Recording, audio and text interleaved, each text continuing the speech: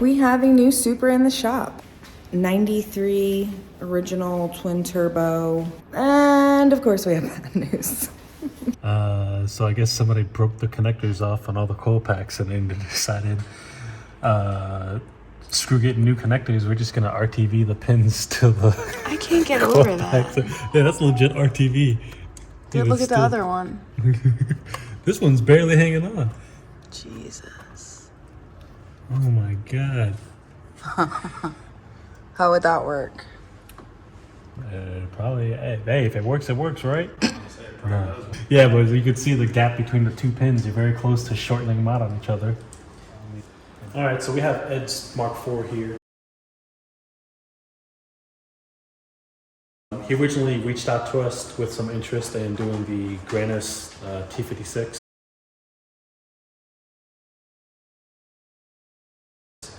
And Ford 8.8 conversion.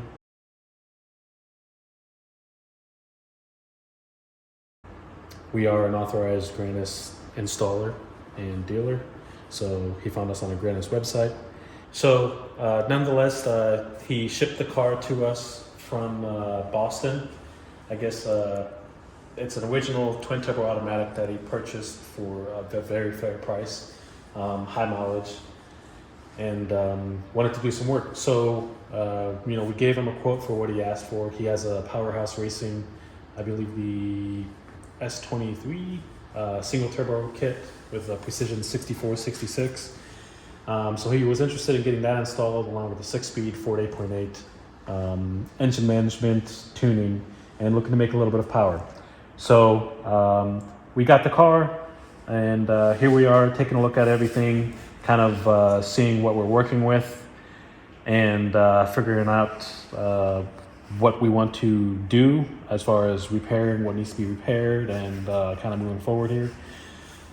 So there was a couple of underlying issues that we spotted that need to be addressed. One of the major things that we saw was a lot of the harness, which is very common because this is a high mileage Mark IV and it's 25 years old.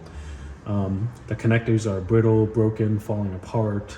The harness loom is hard as a rock. The wires are hard, so you go to move things, bend things, it's crumbling, falling apart. Crunch it away.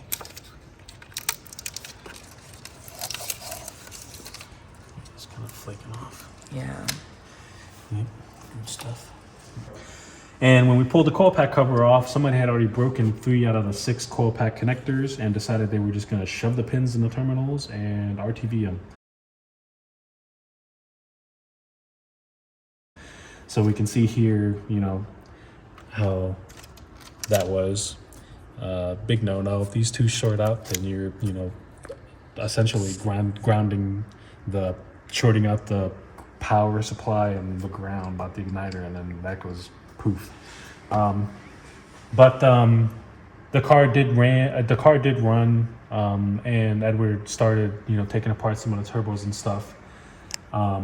So we personally have not been able to hear the engine run, but we're kind of just going through and addressing some concerns and looking at everything. This engine does have at least the odometer says 247,000 miles on it, and according to the sticker on the timing cover, that belt was replaced at 120K. So it's well overdue for a timing belt. So, being that the engine is high mileage and we're already kind of going down this wormhole of, taking a bunch of things apart, we found it best to just pull the cylinder head. We're going to do some cylinder head work. It's probably going to 99% chance is going to need valve stem seals, as they all do, especially with high mileage 2Js. But we're also going to throw in a set of GSC springs, a set of S1 cams, kind of evaluate some of the engine as we can see in the inside. And then, go from there. So we'll get the turbo kit installed. Going to be running Link G4X engine management. We're going to get a brand new harness and get that tailored to our specific application. So we're looking at adding oil pressure, oil temp, fuel pressure, flex fuel, as this car will be on ethanol or pump gas, depending on what it's choosing. It's going to be a true flex fuel style setup.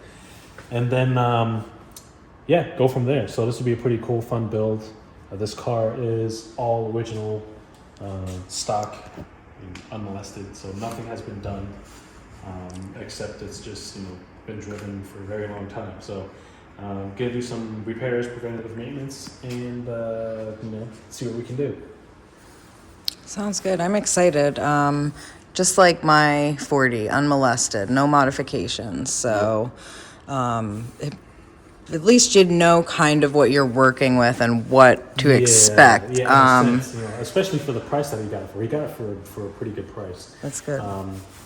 And then well, and he invested it in the right place. I mean, PHR turbo kit and, you know, the Grannas T56, and he got the 48.8, right? Yep. So, yeah, a lot of cool stuff happening. Now, let me ask you, did you evaluate, like, the suspension components? Like, is everything still stock?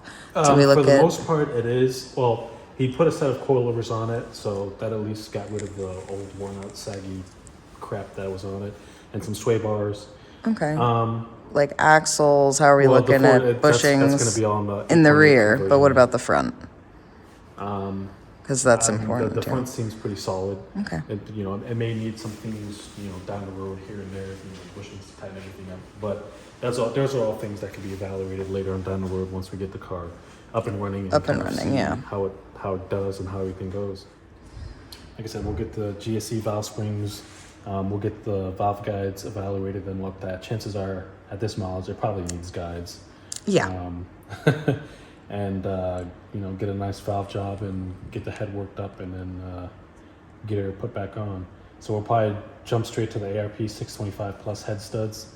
You know, for the price difference, you really can't beat it for the extra clamping force. It's really not that big of a price difference, and it's actually one of the cheaper 625 head studs that we usually get. So I mean, compared to something like an RB or VQ, for whatever reason, you know, these are more fairly priced. But nonetheless, head studs will probably run the SCE head gasket.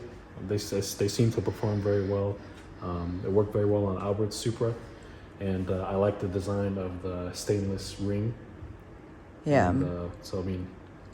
Yeah, that was cool how they they're like seated in there or something. Yeah. So should be able to make some good power. Yeah, cool. I'm excited. I'm excited too to get this over to manual because that's, you know, I'm just sad because I don't have a car to drive right now. But automatic is, you know, ask Duffy, he loves the auto. But I prefer banging gears, especially in something like this. I'm excited. So I'm assuming we're going to keep all of like the ABS and the AC. Does the AC work? Do we know? Don't know. Car doesn't run. Oh yeah, that's right. We don't know anything. Yeah, test it. That's right. I mean, it looks like the compressor's been changed at some point, but it also looks like it's been leaking some Freon. So I guess we'll find out. We'll find out when the car's all put back together. Yeah. You know, so. Yeah. Start with the big stuff, I guess, and then all the little stuff will pop up in between. Yep, and also add up. So. Ugh, I know, unfortunately. I mean, it's definitely a lot of work, but it's something that, you know, we're familiar with, so we're excited to get started. Yeah, excited to get started on this for sure. Good time. Race car. There's a lot of busted connectors on this stuff. Alternators busted. Oh, come on, solenoid connectors busted. We're gonna be doing some work on this sucker. Yeah. Stay tuned.